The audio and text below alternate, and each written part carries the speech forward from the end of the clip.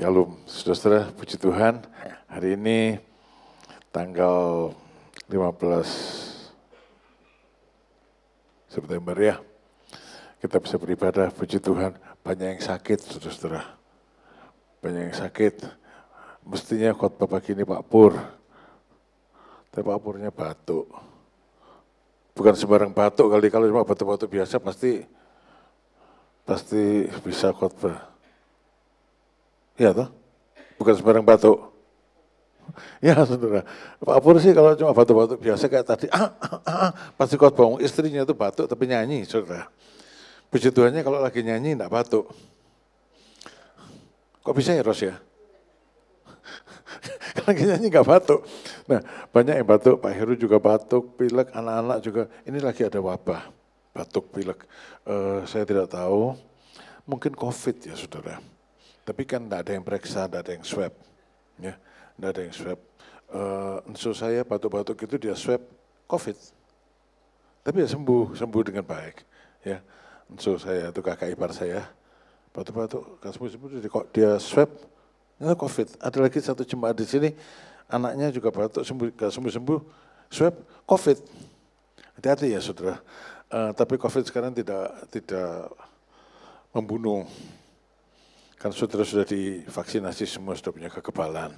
Ya, lalu COVID-nya sudah banyak mutasi sehingga tidak membunuh, tapi mengganggu. Tanda akhir zaman. Ya, ini adalah tanda akhir zaman. Jadi hari ini saya akan mengajak saudara belajar firman Tuhan ini. Yuk slide-nya.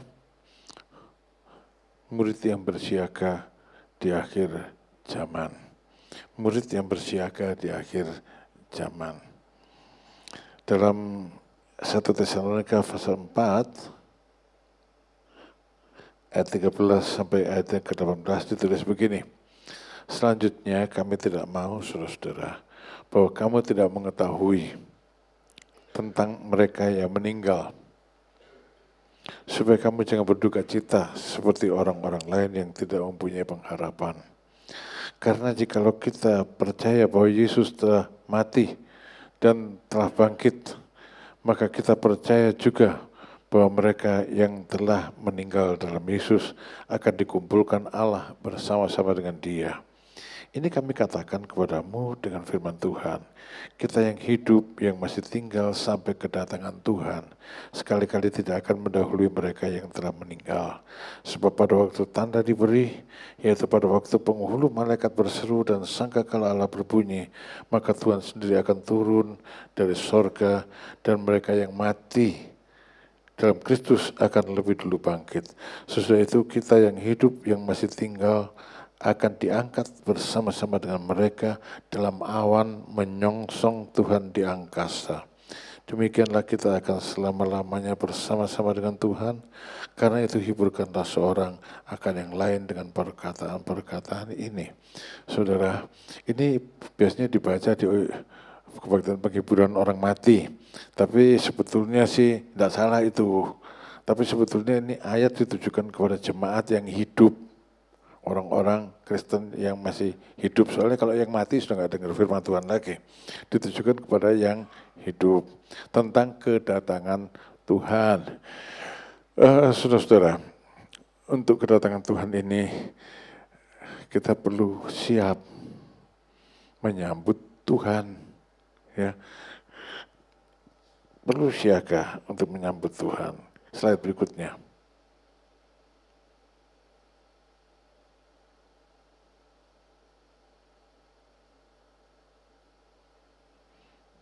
Ya, Tuhan mau datang, saudara. Kita harus bersikap dengan tepat sebagai murid-murid Kristus yang hidup di akhir zaman. Sikapnya apa? Berjaga-jaga. 2 minggu yang lalu saya akan menyinggung soal kedatangan Tuhan Yesus. Karena itu kita harus bertumbuh menjadi seperti Tuhan Yesus. Yang jemaat itu reaksinya gini, waduh mati aku, Tuhan Yesus mau datang. Loh kok mati aku, Tuhan Yesus mau datang gitu loh ya. Kayak Tuhan Yesus mau datang itu kayak apa bencana begitu, saudara. Tuhan Yesus mau datang itu pengharapan yang besar, yang indah bagi gereja, bagi jemaat, bagi saudara dan saya. Tapi sikap kita harus tepat, ya, harus tepat. Apa sikapnya? Berjaga-jaga, ya, murid yang berjaga-jaga. Ya, saudara, ada dua jenis orang Kristen yang rohani dan orang Kristen yang duniawi. Orang Kristen yang jadi murid, orang Kristen yang abangan. Itu abangan. Ya, kalau jadi murid itu mau belajar sungguh-sungguh, disiplin, menerapkan firman Tuhan. Orang Kristen yang berdoa, orang Kristen yang hidup dalam persekutuan dengan Tuhan. Itu makan waktu, makan tenaga, pokoknya harus ada totalitas kesungguhan hati. Ya. Ada orang Kristen yang abangan. Orang Kristen abangan itu gini, mau terima Yesus? Iya saya mau terima, ya sudah selamat. Siapa bilang orang kalau bilang mau terima Tuhan Yesus itu selamat? Cuma gitu tok selamat. Itu ya bohong, saudara.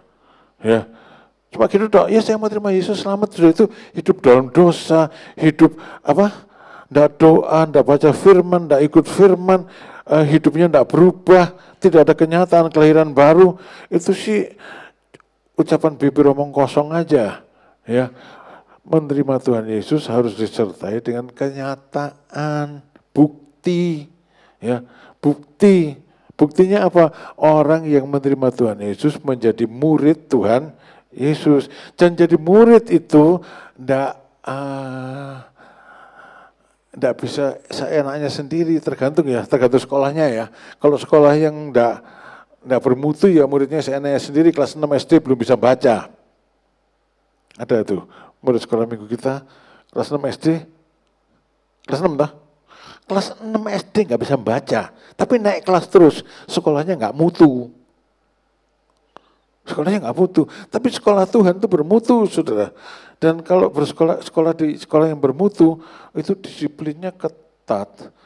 Cucu saya laki itu loh, ngomong sama mamanya, nanti lulus SMP, Nathan enggak mau lagi di BPK Olis katanya. Maunya kemana? BPK 1.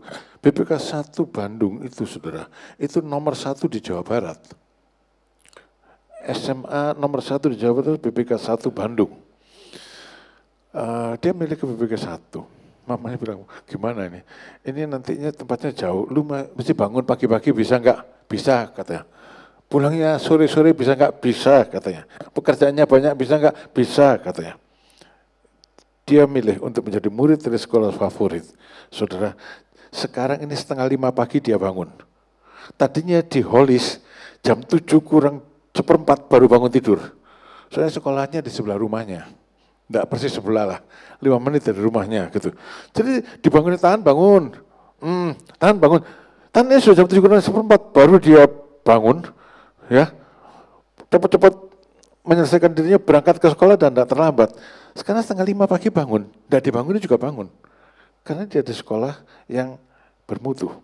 Nah, 4:30 pagi bangun, jam 5 pagi doa pagi, jam 6 kurang 1/4 berangkat ke sekolahnya, pulang sekolah sudah sore. Pulang sekolah sudah sore. Terus kalau hari Jumat ada doa di gereja. Dia kalau Jumat dari sekolah langsung ke gereja pakai seragam. Dan modus ya, membanggakan diri dari SMA kelas, dari BPK 1 lah, guyon gitu baik. Tapi saudara, kerja sampai jauh malam. Iya, kerja sampai jauh malam. Saya bilang, bisa, bayar harga. Dan sekolah Tuhan Yesus kan bukan sekolah yang seenaknya sendiri. Mau baca, gak mau gak baca, mau bisa doa, enggak bisa gak doa, pokoknya seenaknya sendiri begitu. Sekolahnya Tuhan Yesus itu disiplin, saudara. Ya, murid Tuhan itu waspada, disiplin, berjaga-jaga. Sebab apalagi ujiannya mau datang. Ujiannya apa? Tuhan Yesus mau datang. Tuhan Yesus mau datang. Ya, Tuhan Yesus mengatakan ya bahwa perlu berjaga-jaga.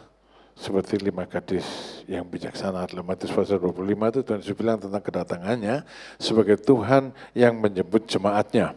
Lalu Tuhan bilang, ada 5 yang pinter, bijaksana. Bawa pelita ada minyaknya. Sebetulnya itu tidak neko-neko, saudara. Pelita ada minyaknya normal toh. Buat apa bawa pelita tanpa minyak? Yang 5 lagi bodoh, bawa pelita tanpa minyak. Jadi sebetulnya tuntutan Tuhan Yesus itu wajar aja. Kamu bawa pelita ada minyaknya, lalu bersinar terang.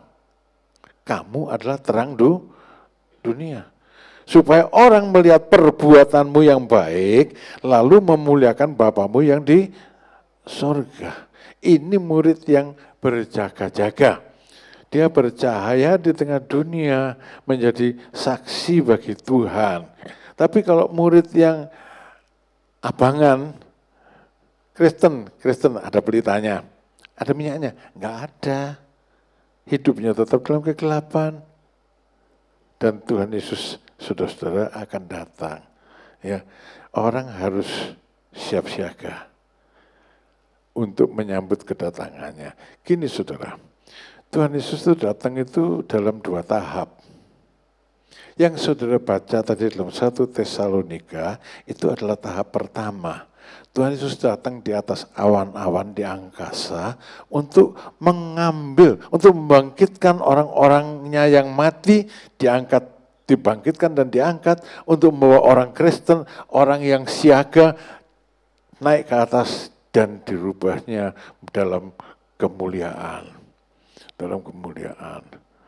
Ya, lalu ini diangkat, selesai Tuhan Yesus mengangkat jemaatnya, antikristus datang memerintah di dunia ini.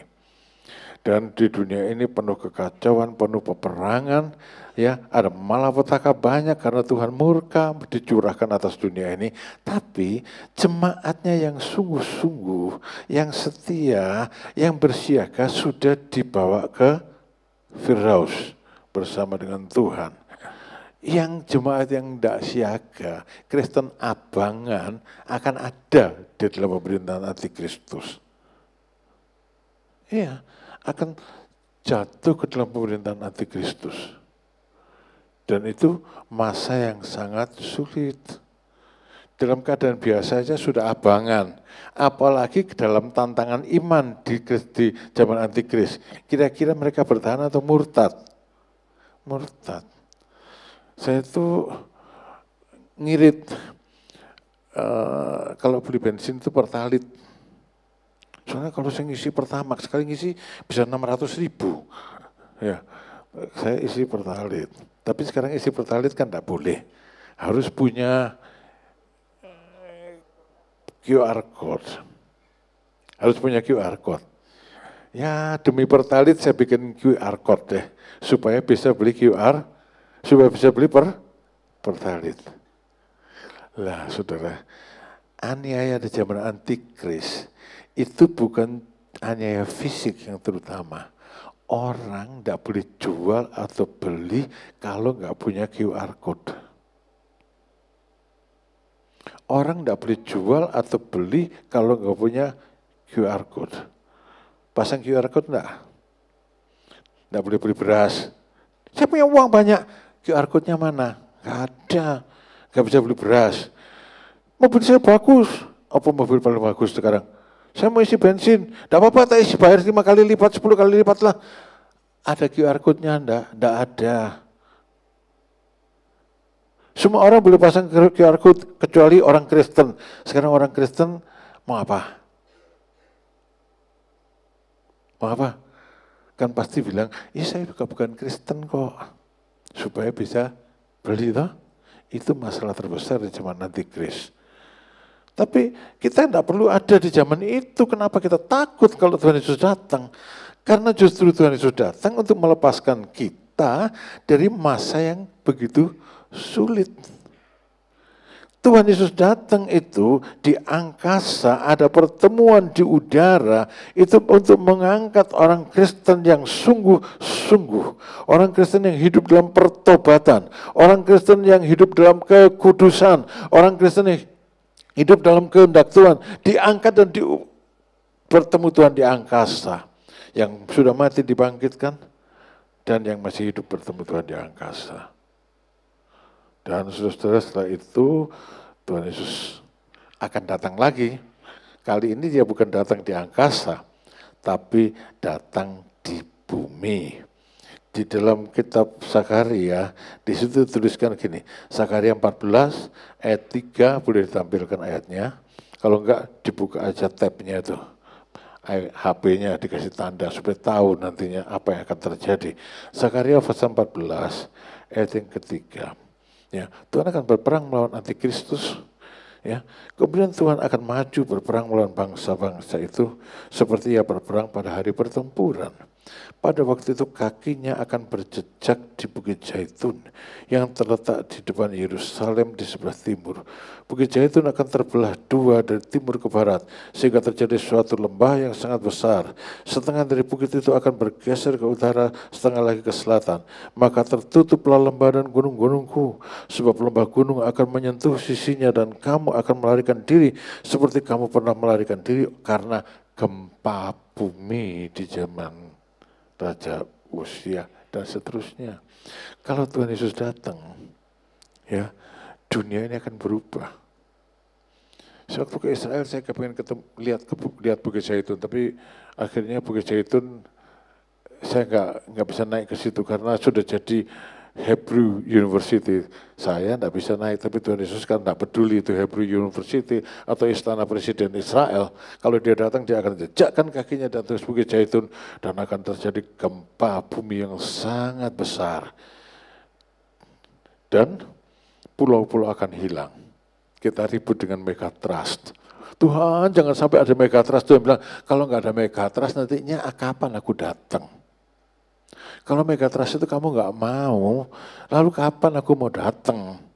Karena itu kan tanda yang harus terjadi untuk kamu masuk ke dalam pemerintahan Tuhan, dalam kerajaan Allah. Nah, yang doanya Tuhan jangan sampai terjadi megatrust, kan keliru. Doanya Tuhan, sebelum megatrust itu terjadi, saya mau jadi anak darah yang bijak, yang pelitanya menyala, yang memenangkan sebanyak mungkin orang di Indonesia ini. Sehingga orang-orang di Indonesia ini akan diselamatkan dari gempa besar di masa yang akan datang karena ada bersama-sama dengan engkau. Karena tinggal bersama-sama dengan engkau.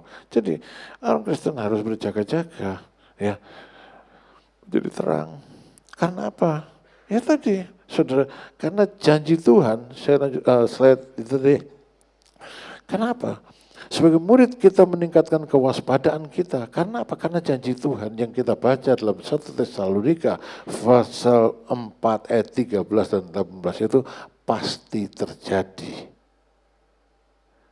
Janji Tuhan dalam 1 Tesalonika pasal 4 ayat 13 sampai 18 itu pasti akan terjadi. Jadi, bagaimana? Sebagai murid Tuhan Yesus, pandanglah segala sesuatu yang terjadi, yang diberitakan itu, yang menakutkan itu dari sudut pandang Yesus mau datang.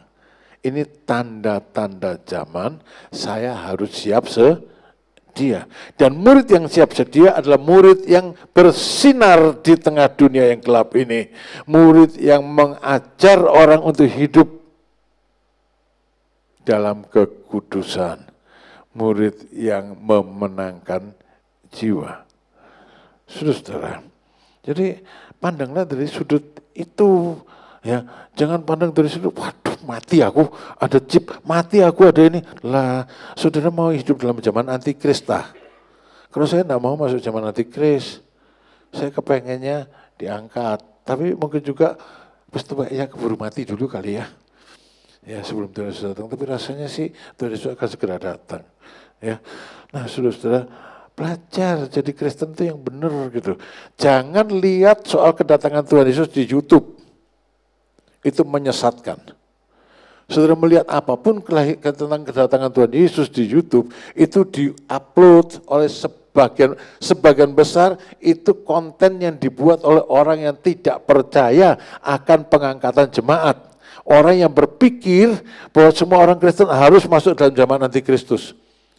Tapi Alkitab tidak ngomong gitu. Alkitab ngomong, pada saat segala sesuatu kelihatannya orang lengah, baik-baik saja, Tuhan Yesus datang mengangkat jemaatnya.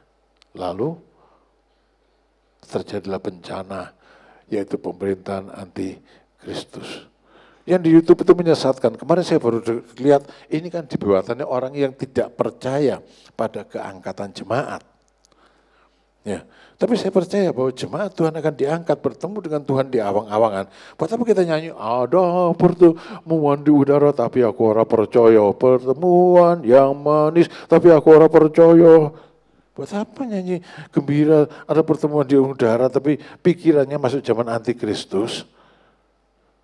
Saudara, kita nyanyi ada pertemuan di udara karena kita tahu orang Kristen yang bersiaga akan diangkat sebelum zaman antikristus. Percayalah, gempa megatrust tidak akan terjadi sebelum jemaat yang setia diangkat oleh Tuhan Yesus. Percayalah.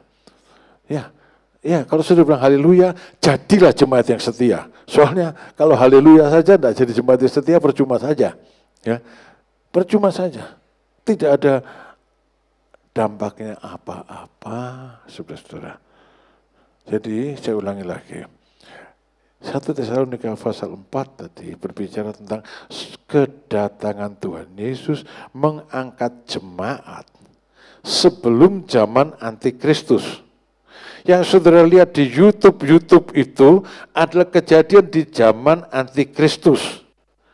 Megatrust itu di zaman antikristus. Nah, pilihan di tangan kita, mau diangkat, rapture, jemaat yang diangkat, atau jemaat yang ringsek dalam antikristus. Gadis yang bijaksana masuk ke dalam kesukaan tuannya. Gadis yang pelitanya padam, baca dalam Alkitab, kamu akan menderita. Akan menderita dan sangat menderita. Nah, jangan takut, Tuhan Yesus mau datang, itu pengharapan yang besar, bersiagalah.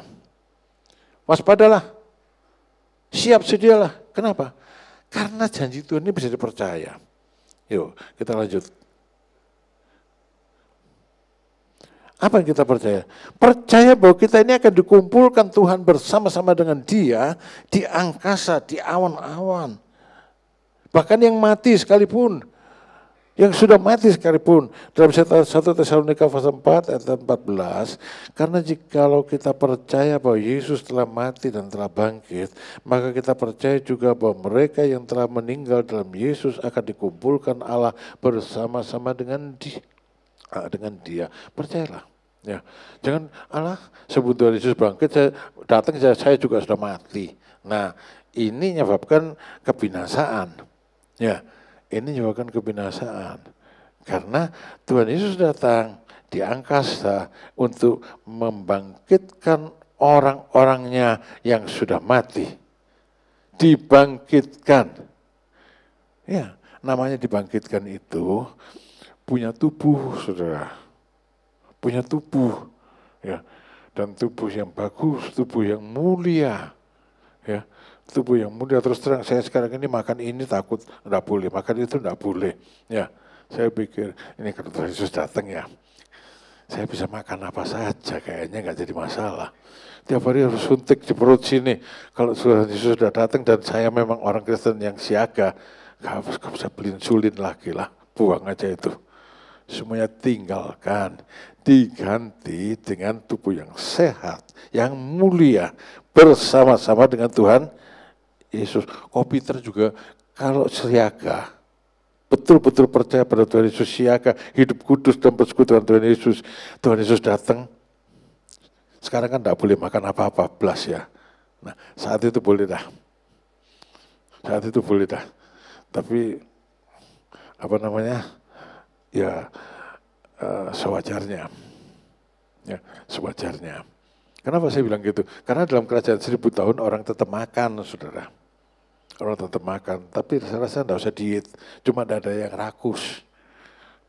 Nah, percaya, orang yang mati di dalam Tuhan, itu akan dibangkitkan. Jadi gimana? Kalau saya mati, ya nanti saya akan dibangkitkan. Dulu saya suka melayani di kuburan waktu masih awal-awal gereja ini berdiri dan sebelumnya. Setiap kali saya melihat tanah kuburan, saya membayangkan satu saat makam-makam ini akan terbuka. Orang-orangnya bangkit waktu Yesus datang. Jadi orang Kristen jangan takut mati lah. Namanya Kristen kok takut mati, kan aneh. Ya, tapi juga orang Kristen tidak cari mati. Ya, orang Kristen tidak cari mati. Slide berikutnya. Jadi saudara, kematian dan kebangkitannya menjadi model sekaligus jaminan akan kebangkitan setiap orang percaya. Kita tetap bersiaga karena berkeyakinan kuat bahwa Allah akan mengumpulkan bersama-sama dengan Dia mereka yang telah meninggal. Ya, saudara-saudara. Jadi orang Kristen, orang yang sungguh-sungguh di dalam Tuhan, Kristen yang rohani, murid Tuhan Yesus, kalau dia mati, dia dikumpulkan bersama-sama dengan Tuhan. Tidak ada ceritanya gini, katakan saya mati ya. Lalu si Priscilla bilang, Mama, tadi malam Okong datang ke Icil ngomong gini. Itu sih omong kosong. Ya, orang Kristen kalau mati nggak jadi jerangkong, ngerti jerangkong nggak? Orang Jawa Timur ngomongin jerangkong. Apa jerangkong? Nggak tahu. Nggak jadi hantu, nggak jadi roh gentayangan.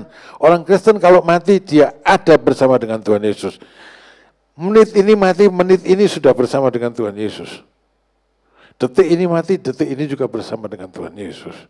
Nggak ada yang gentayangan. Yang gentayangan itu orang yang tidak bertobat. Kristen palsu. Kristen abangan. Perlu dibestoni 40 hari, perlu dibestoni 10 hari, 3 hari, perlu dibestoni 3 tahun, 7 tahun, 10 tahun, bola saya bingung ya. Toh. Kalau yang Kristen beneran mau dibestoni apa? Sudah sama Tuhan Yesus.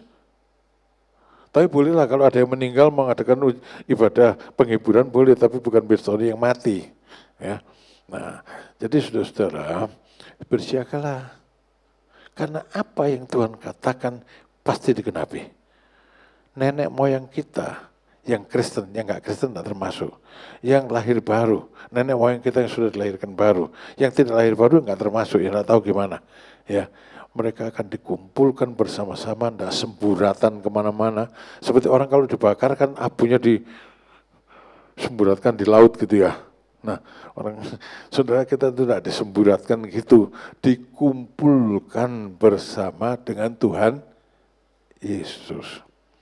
Nah, jadi kita percaya, Kristus sudah mati dan bangkit, maka aku pun di dalam Tuhan Yesus akan mati dan bangkit. Ya, akan mati dan bangkit. Pak John kok ngomongnya mati wis tuwek apa? Belum tentu, saudara. Awal tahun ini saya ketemu seorang pendeta, dia khotbah, saya dengar khotbahnya bagus sekali, masih muda. Saya bilang, nanti Natal khotbah di tempat saya ya. Mau? Gereja saya kecil loh, belum punya tempat, di ruko, enggak apa-apa, dia bilang gitu. Saya ngomong Pak Pur, ini nomor teleponnya nanti diundang buat Natal. Natal belum selesai, belum nyampe, panitia Natal masih ini.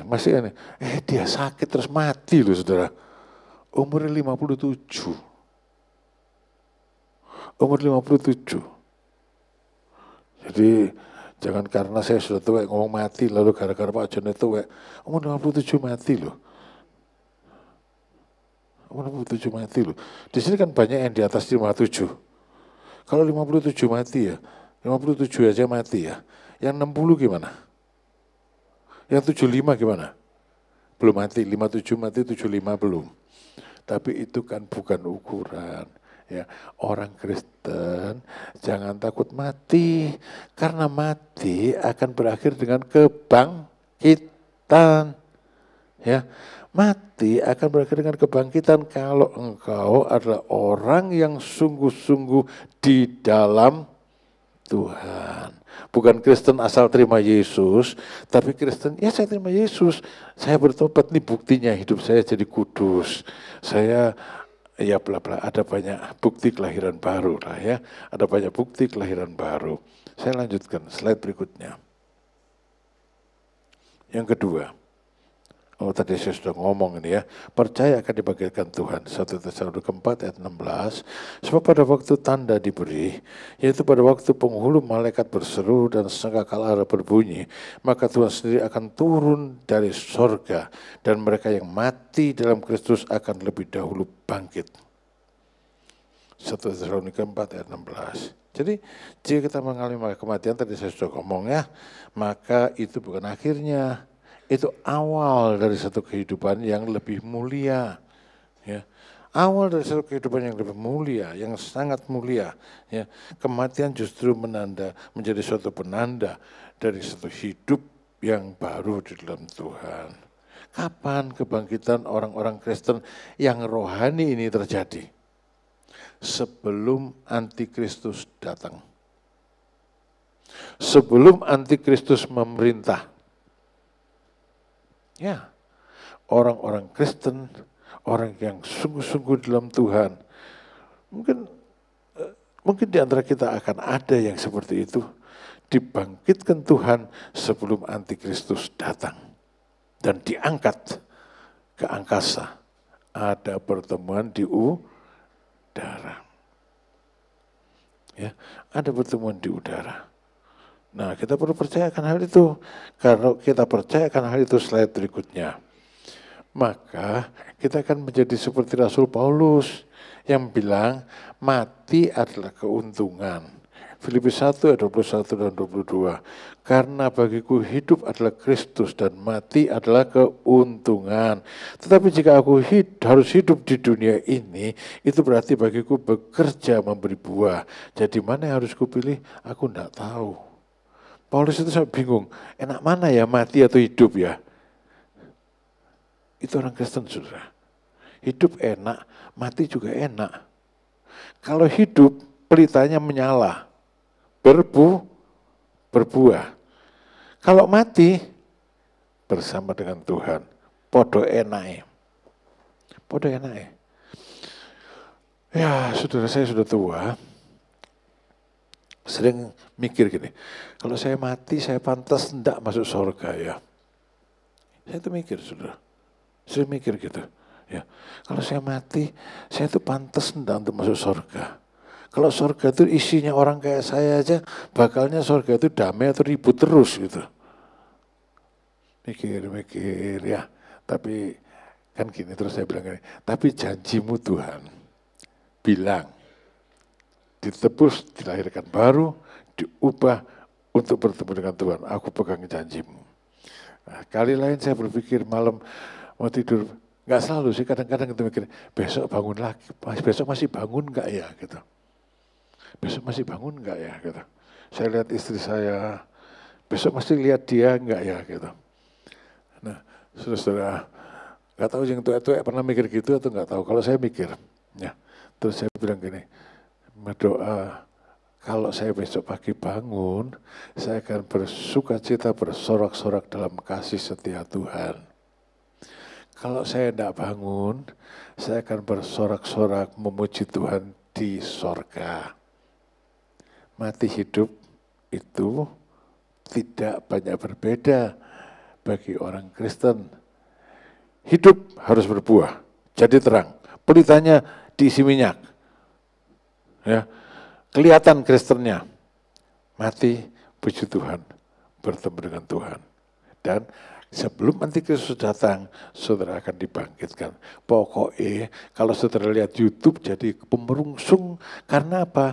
Yang bikin itu orang yang tidak percaya kalau Tuhan akan mengangkat jemaatnya. Hampir semua di YouTube itu bercerita tentang orang Kristen di zaman antikristus. Tapi yang betul adalah orang Kristen yang sungguh-sungguh, yang hatinya berpaut kepada Tuhan, sebelum zaman antikristus sudah dibangkitkan atau diangkat. Orang percaya dibangkitkan sebelum zaman antikristus bukan untuk dihukum, melainkan untuk menjalani kehidupan bersama dengan Allah. Yang dibangkitkan sebelum zaman antikristus. Kristus. Artinya orang Kristen yang sungguh-sungguh, waktunya sudah gak banyak loh saudara ya. Jangan main-main lagi jadi orang Kristen, sungguh-sungguhlah ya. Sungguh-sungguhlah berdoa, sungguh-sungguhlah baca Alkitab, sungguh-sungguhlah mempraktekkan kebenaran firman yang diajarkan, sungguh-sungguhlah hidup dalam kekudusan, sungguh-sungguhlah bercahaya di dunia ini dengan perbuatan yang baik. Slide berikutnya.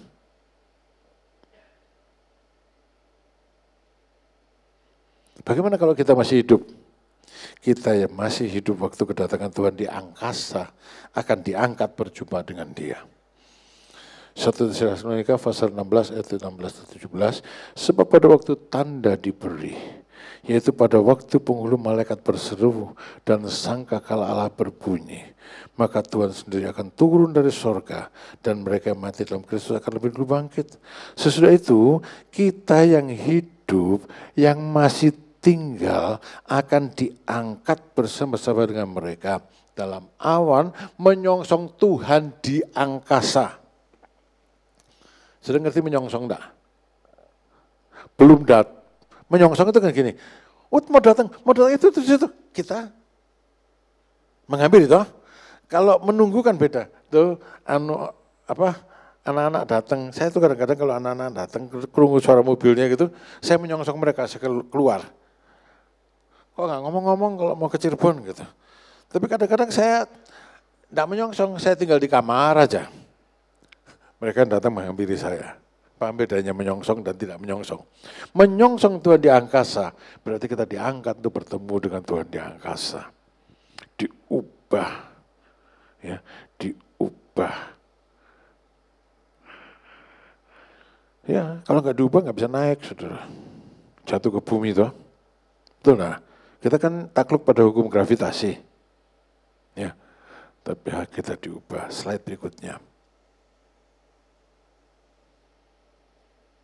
Dan pada saat itu, semua orang yang telah diselamatkan dari sepanjang zaman, seluruh keluarga kita yang telah diselamatkan, akan berkumpul selama-lamanya dalam kemuliaan di hadapan hadirat Tuhan. Terjadinya kapan? Sebelum zaman antikristus. Ya, terjadinya sebelum zaman antikristus. Ya, jadi saudara jangan bingung dengan zaman antikris. Berpikirlah, kalau Tuhan datang di angkasa, aku menyongsong Dia enggak ya? Aku menyongsong Dia enggak ya? Gitu, ya. Diangkat untuk bertemu dengan Tuhan di angkasa. Rame-ramenya ada pertemuan di udara dan memang bertemu Tuhan di udara. Ya, dan memang bertemu Tuhan di udara. Dan pada waktu itu, mulai waktu itu di bumi kacau balau. Mulai waktu itu di bumi kacau balau. Bencana-bencana alam yang dahsyat terjadi. Antikristus memerintah. Orang yang tidak punya istilahnya sekarang QR code-nya antikristus tidak bisa belanja, tidak bisa jual, tidak bisa belanja. Pangestu tutup loh di waktu itu. Tidak ada orang yang beli, tidak bisa beli bahan baku, kecuali punya QR code. Ini ada di sini tuh, tek gitu jadi baru bisa beli bensin. Kalau gitu tek gitu jadi oh ya beli beras. Oh iya, beli apa? Nah, itu kan orang yang tidak diangkat. Orang yang diangkat tidak mengalami seperti itu. Dan saya berharap, saudara-saudara adalah orang-orang yang bersama dengan Tuhan Yesus. Waktu Dia datang di angkasa. Bahwa kita menyongsong Tuhan di angkasa. Nah, dan dengan demikian, kalau kita percaya akan berita ini, maka berita kedatangan Tuhan Yesus adalah berita penghiburan, bukan berita celaka. Ya, 2 minggu lalu itu loh ada yang ngomong gitu, waduh mati nih ya Tuhan Yesus mau datang. Loh, kok Tuhan Yesus mau datang kok mati sih? Hidup. Ada loh jemaat ini loh, Bu. Telinga apa hatinya di mana selama jadi anggota jemaat? Kok Tuhan Yesus mati? Dan mau datang bilang mati aku Tuhan Yesus mau datang katanya. Jadi selama ini hidupnya sebagai apa gitu ya. Berita tentang kedatangan Tuhan Yesus mengangkat jemaatnya itu menyebabkan kita bersungguh-sungguh dalam Tuhan. Ingat, saudara sedang jadi murid dari sekolah nomor 1 di alam semesta. Kalau sekolah nomor 1 di Jawa Barat aja, SMUK nomor 1 Jawa Barat aja sudah kayak gitu, apalagi sekolah nomor 1 di alam semesta. Sungguh-sungguhlah. Sungguh-sungguhlah berdoa, sungguh-sungguhlah baca Alkitab, sungguh-sungguhlah hidup dalam kebenaran. Sungguh-sungguhlah hidup dalam kekudusan. Dan saudara-saudara, ini adalah penghiburan bagi kita. Slide berikutnya. Bagi orang percaya, bagi orang yang tidak percaya enggak. Ini adalah penghiburan. Coba ditampilkan 1 Tesalonika pasal 4 ayat yang ke-18.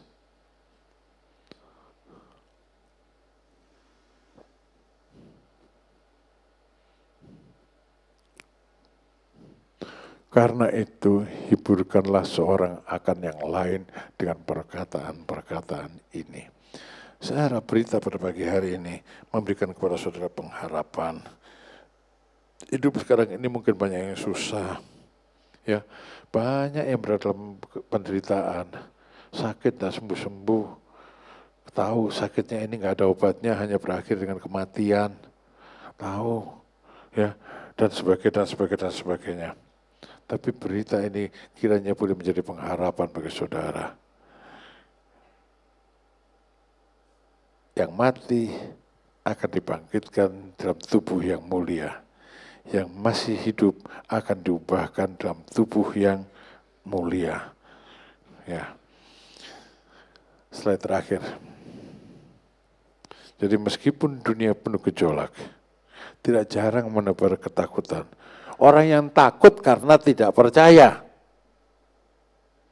Namun di dalam Kristus kita memiliki penghiburan yang sejati. Iya, takut megatrust, saya nggak ngerti apa megatrust. Ngapain takut? Indonesia, Pulau Jawa terbelah, ya biarin aja mau diapain. Tapi selamatkan jiwa dulu. Jangan biarkan mereka binasa, gitu loh. Ya, kita kan nggak bisa mencegah rencana Tuhan, tapi kita bisa mengantisipasinya dengan benar. Kalau kita tahu bakal banyak orang binasa, bekerjalah supaya orang tidak binasa. Selamatkan mereka. Bersaksilah. Jadilah terang. Jadi meskipun dunia penuh gejolak, tidak jarang menyebar ketakutan, namun di dalam Kristus kita memiliki penghiburan sejati. Bagikan penghiburan ini kepada orang-orang yang tidak mengenal Tuhan, supaya mereka mengenal Tuhan. Keadaan ini akan membuat kita memiliki keberanian menghadapi tantangan dan setia di akhir zaman. Karena ada penghiburan dalam Tuhan, ada pengharapan, ada keselamatan. Ya, semua akan tampil sempurna nanti waktu menyongsong Tuhan di angkasa. Yang tidak, ya enggak. Siapa yang tidak? Yang Kristen pura-pura, Kristen abangan, Kristen duniawi, Kristen tidak pernah doa, Kristen tidak pernah baca Alkitab, Kristen jarang-jarang gereja, ya. Kristen yang kerjanya podo ae di rumah aja. Ya, tapi saudara bersekutulah bersama-sama, apalagi kita sekarang sudah diberi satu gedung gereja milik kita sendiri. Boya ibadahnya lebih rajin gitu ya. Boya ibadahnya lebih rajin. Ya, ini tamu-tamu kita minggu lalu ya. Bilang gini, Pak John, gedungnya bagus sekali ya. Iyalah, tapi bilang, mungil tapi cantik. Mungil tapi cantik. Kalau saya lebih suka mungil cantik daripada Arimbi. Tahu Arimbi toh? Tahu Arimbi dah? Oh, gak pernah baca wayang. Di wayang itu ada seorang perempuan tinggi besar, lebih besar dari Goliat, namanya Arimbi. Ayu. Mau aku enak yang mungil tapi cantik. Ini gereja ini kata mereka yang datang kemarin, Pak Satria, bagus loh Pak John, mungil lebih cantik. Ya tak terlalu mungil banget lah. Ini muat 150-170 orang juga muat. Pakailah kesempatan anugerah Tuhan. Boya yang rajin beribadah. Jadilah orang Kristen yang siaga. Jadilah orang Kristen yang siaga. Ojo ngantuk yo. Doa ya. Baca Alkitab ya. Taat Tuhan ya. Bersinar di tengah dunia yang gelap ini. Ya. Kurang panjang khotbah ya. Ini baru jam 11. Kita berdiri sama-sama. Kita ayo tolong musik. Saya mau iringi